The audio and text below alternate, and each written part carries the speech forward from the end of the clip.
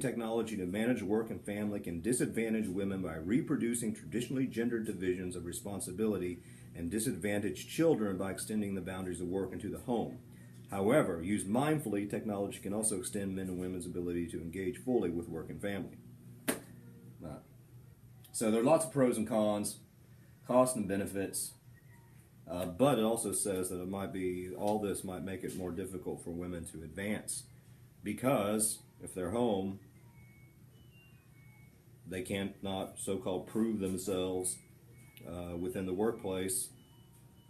And we have, of course, the whole glass ceiling, blah, blah, blah, blah, blah. So, again, basically all this stuff is good and bad, but particularly badder for women.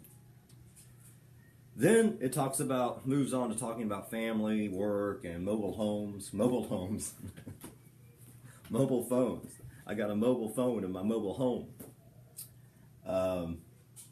Mostly, they say people use the cell phones for relationships, and it can improve relationships because, if you talk to somebody, some of these conversations are affect oriented as emotionally orientated. You get psychological pleasure when you talk to people on the phone, I guess. Family members.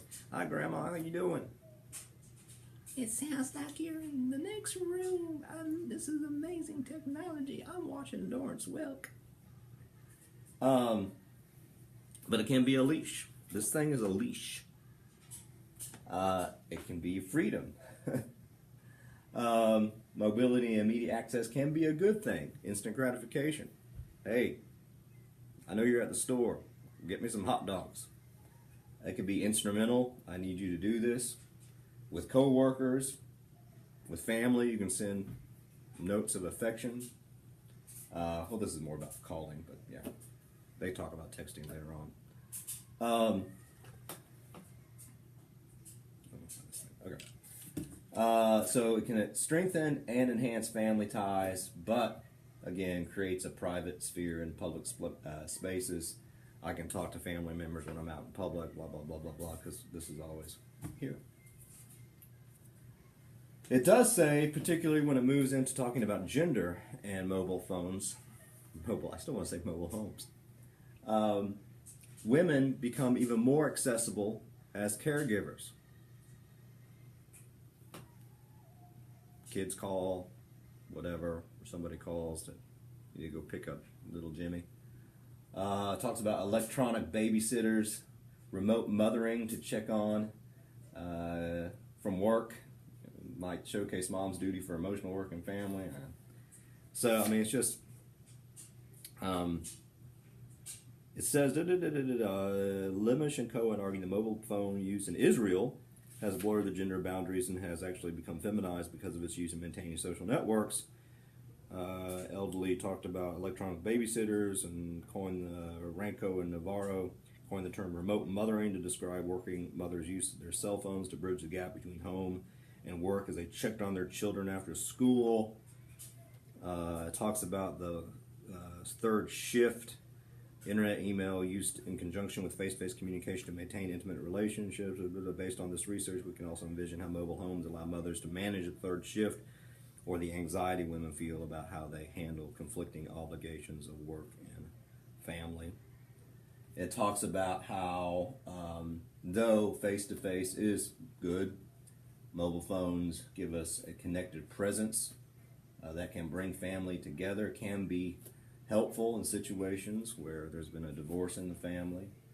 Mom usually gets the kids, so maybe dad can use this to contact the kids. Pew Internet and American Project says internet and mobile phones are bringing America's families close together, not pulling them apart. But you can track the kids, know exactly where they are. And there are, there's usually certain types of families that can afford to do this. Obviously, this stuff costs money, so it's always gendered and classed. It talks about, hey, look at this family moments, different ways that you can use this. Working parents are highly connected. and can coordinate their busy schedule with each other to determine who is picking up the kids. They're all these, hey, look at this moments. On the other hand, high-tech families are less likely to have dinner together and less likely to express satisfaction with their leisure time. Dinners are often fast food, eaten in a car to get kids to practice, blah, blah, blah. Okay. I did see once a guy wearing a peacock on his head riding a motorcycle, and I took a picture of it and sent it to my mom. Hey, look at that. So again, help coordinate everything, but again, the very last thing is, as for the lack of satisfaction with leisure time, they have no leisure time. Sometimes ubiquitous computing makes more work, not less work for family members, especially employed mothers, they say. Ubiquitous computing only allows family members to manage responsibilities by connecting with each other, to talk about where they're going, what they're doing, and when they'll see one another again. When it talks about teenagers and tweenagers, it talks about how, it could give kids freedom from the family, sort of, and new ways of expressing themselves to connect with their friends and other folks. But again, the big thing is,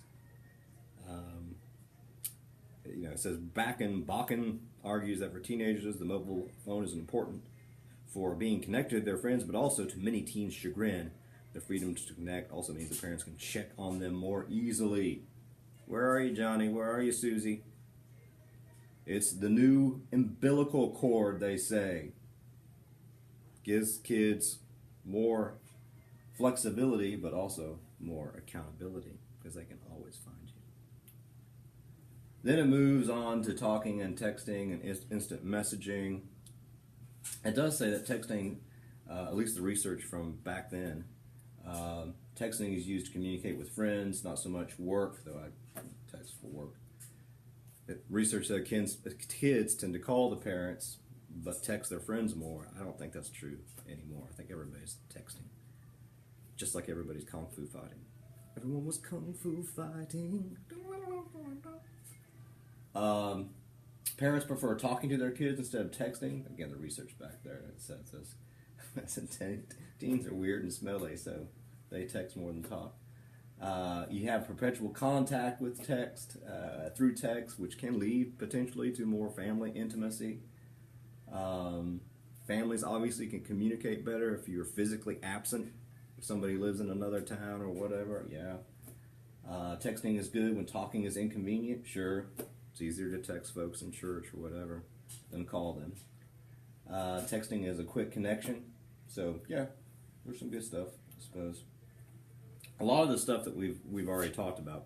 One thing that I thought was pretty interesting when it comes to all this stuff, like social networking and Facebook and family, ACHAR, that's how you say it, on page 205, examine the differences in users' online networks versus real-life networks and discover that gender and extroversion are the major predictors of both online social network size and time spent online. For social networking, in particular, women have larger networks and spend more time communicating online than men do. That's what this says. It talks about the example of folks in Hong Kong, social networking site called Happy Land. They did some research on Happy Land, parenting community, a network in which the members ask for advice on parenting. Interesting. Folks tweet at work a lot. I guess not so much at home, although I think that's probably changing. You can use Twitter to stay connected with your kids, I guess. Twitter is being used more often by working parents, especially working fathers, to stay connected with their families. So again, lots of impact on families. And then they move into the section called the dark side.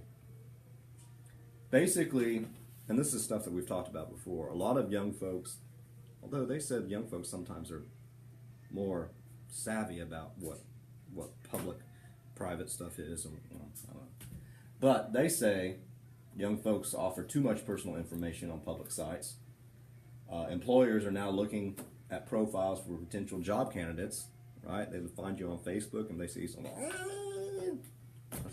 more problematic.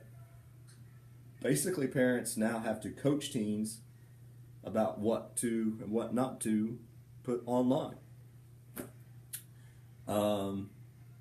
And teens tend to offer more personal information. Also, young folks, it depends. And I think more young folks than older folks, it should be, might avoid offering something. What? What did I say there? And I think this is more than generational. Offer more offer more information about politics, income, religion, sexual preference than older folks might. So older folks might not put all this information up. Younger folks might. Here's my entire life. Here's my political perspective. Here's my age. Here's my income, 0. Here's my religion, sexual preference, all that type of stuff, where maybe older folks would not put all that information. I don't have hardly any of that information in there. So, and other things, I mean, that this doesn't talk about, but, you know, sexting stuff and all these things. Anthony Weiner. Come on, man. So, all the ending stuff, there are 2 paragraphs that sort of, what's next, and I'm actually going to let you read that stuff because it's cool. What's the big takeaway? When it comes to family, common gender, when it comes to family and common gender and this larger cultural critique. So basically, you can't do either or per se. Well, yeah, you can. There's got to be a middle ground of how can you use technology without letting it use you? How can we use technology to challenge stereotypes instead of it just sustaining stereotypes? How can you use technology for liberation and equality? Now go sit down and have dinner with your family. Chicken. So, I mean, it's never either or. How do we use this to our best advantage? And I'm using it right now, or I'm going to turn it off so you can hang out with your family. Have a great spring break, and again, I will be in touch.